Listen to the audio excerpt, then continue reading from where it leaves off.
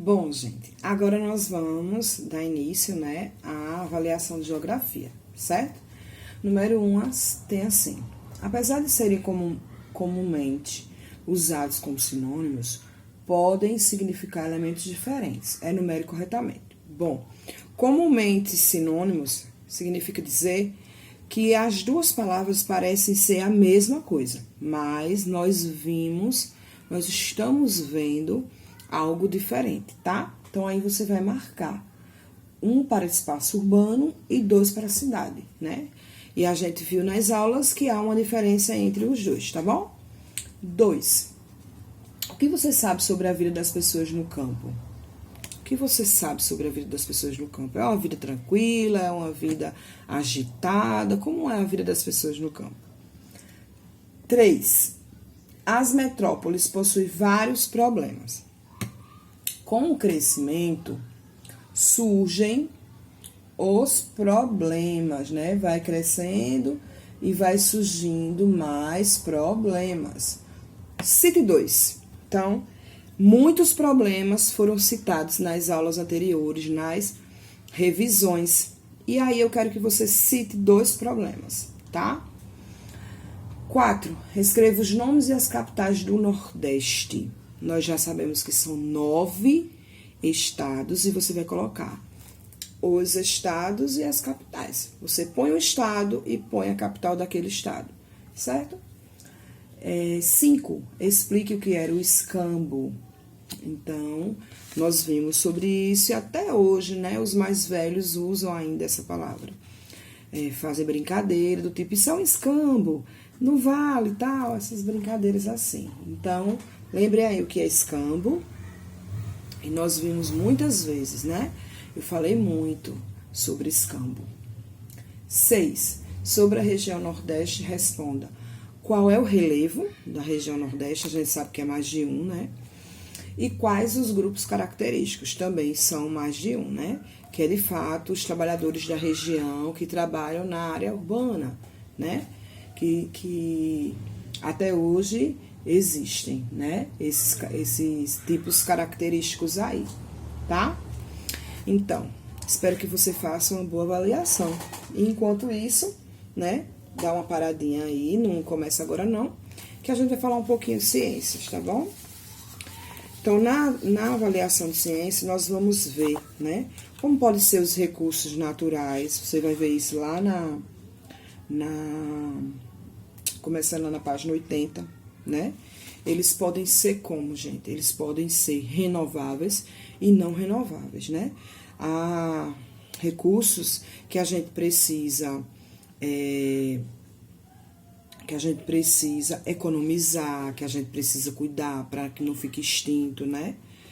E há recursos que são, que nós podemos usar mais de uma vez e que também devemos cuidar, né? De qualquer forma, nós devemos cuidar.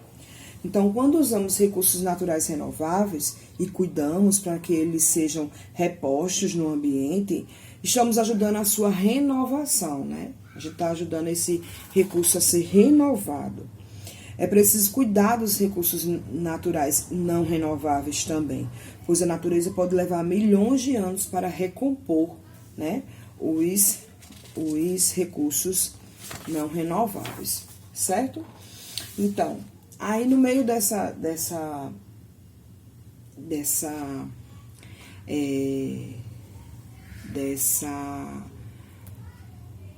situação aí,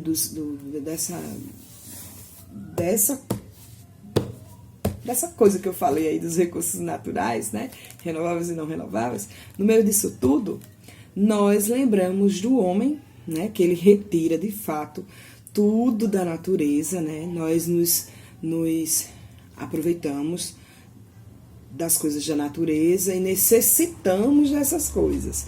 Mas o homem, desde lá de trás, ó, quando ele nem ainda tinha visto fogo, que ele começou a ser curioso, né, querendo saber como se deu, né, aquela combustão, que o raio bateu nas árvores e que as árvores pegaram fogo. Então, o homem começou a ficar curioso dali.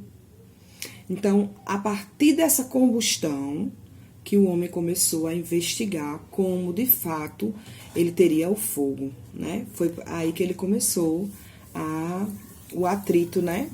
Das pedras e tudo mais. Então, a partir do século XIX, já depois do fogo e de muitas outras coisas, né?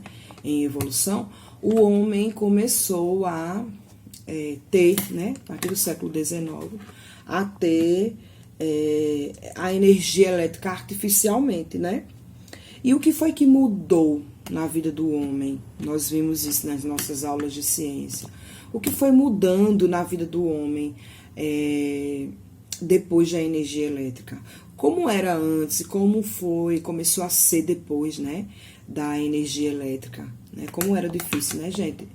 Nós supomos que era difícil, né? A gente não sabe, mas nós conversamos, né? Sempre conversamos com os mais velhos e a gente deduz o quanto era difícil, né? O que é que as pessoas faziam à noite? Como é que se tinha um pouco de claridade? Daí vocês vão desenvolvendo aí. E vocês podem até, enquanto estudam, perguntar aos pais, aos avós, né? Como era sem energia, né? E cada um vai relatar aí algumas coisas. E a partir disso aí, né? Nós aprendemos os corpos bons condutores e os maus condutores de energia, né? Os corpos que permitem que a corrente elétrica passe, né, com bastante facilidade, esses corpos eles são bons condutores. Os corpos que não são bons condutores, eles não vão permitir que a energia elétrica passe com facilidade. Não é isso? Então, os bons condutores são água, metais, ferro, cobre, né? É tanto que se você tiver com a mão molhada e você for pegar em alguma coisa, tipo na porta da geladeira, né? E ela já estiver dando choque, né? Então, a água na sua mão vai facilitar que você, de fato, leve o choque, né? Mas se você tá com a sandalinha no pé, se você tá sequinho, você não vai levar um choque, né? Principalmente por conta da sandália, porque a sandália ela é geralmente de borracha, é uma mal condutora, né? No caso, o material, mal condutor, a borracha, mal condutor de energia elétrica, certo? O mal condutor não vai passar e o bom condutor vai passar a energia elétrica, né? Nos corpos. E aí, no Brasil, onde a gente sabe que tem a maior parte da energia elétrica, é justamente nas usinas hidrelétricas, né? E nós também aprendemos, né, a força da água nas usinas hidrelétricas, né, que permite aí essa energia que vem para as nossas casas, né, a força da água, olha só. Vimos também, né, tô folheando aqui o nosso livro, vimos também a questão do som, né, o som que de repente, né, dependendo do volume, o que é que acontece? Ele nos incomoda, né? Então, o som ele é o resultado de um movimento vibratório que provoca uma perturbação no meio, né? E esse efeito ele é captado pelos nossos ouvidos, tá certo? Então, o som ele é o resultado de um movimento vibratório que provoca uma perturbação no meio e essa perturbação, né?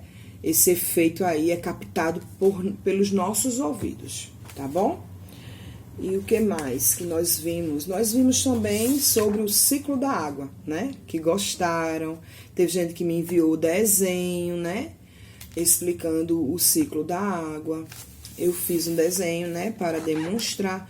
E é a sua vez, para explicar o ciclo da água, tente fazer um desenho que você vai entender, e na medida que você for estudando, você vai entendendo aí o seu desenho, né? O movimento que a água faz. Por isso que a gente chama o ciclo da água, né?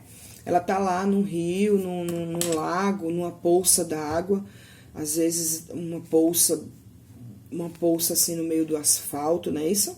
Então, o que acontece? Ela vai subir em forma de vapor para as nuvens, né? Encharca as nuvens e as nuvens pesadas nos devolve essa água em forma de chuva. E essa chuva vai novamente para o solo, para os rios, né? E volta novamente em forma de vapor. E esse movimento, né, é chamado ciclo da água. Certo? Então, eu espero que vocês tenham feito uma boa avaliação hoje, que vocês façam uma boa avaliação amanhã. Na segunda-feira nós não temos aula, né? É 7 de setembro e nós vamos começar na terça-feira com um assunto novo, né? Eu espero que com todo o carinho do mundo, com todo o gás do mundo, vocês possam novamente assistir às aulas, fazer as atividades todos os dias. Tem gente aí que está aprendendo, que não se deve acumular atividade. Tem gente que veio tirar dúvida comigo justamente no dia da avaliação, né? Todos os vídeos eu digo, gente, estou aqui à disposição, venham tirar dúvida comigo. Assim que vocês assistirem os assuntos novos, as aulas novas, a partir de terça-feira, vocês venham falar comigo todos os dias. Tia Rejane, eu ainda queria que a senhora me explicasse mais um pouco disso. Então, teve gente que fez isso esse tempo todo. Tia Rejane, tem como a senhora reforçar isso que eu fiquei em dúvida? Tem. E aí eu fazia pequenos vídeos, bem pequenininho, explicando, e aí a pessoa aprendia. Então é isso, gente. Nós temos que tirar as dúvidas todos os dias, para quando chegar no dia da avaliação, você está, ó, show, tá bom? Então até amanhã nós temos ainda a avaliação de ciências e na terça-feira nós vamos voltar com as aulas e com um assunto novo, tá bom? Tchauzinho. Fiquem com Deus. Até amanhã.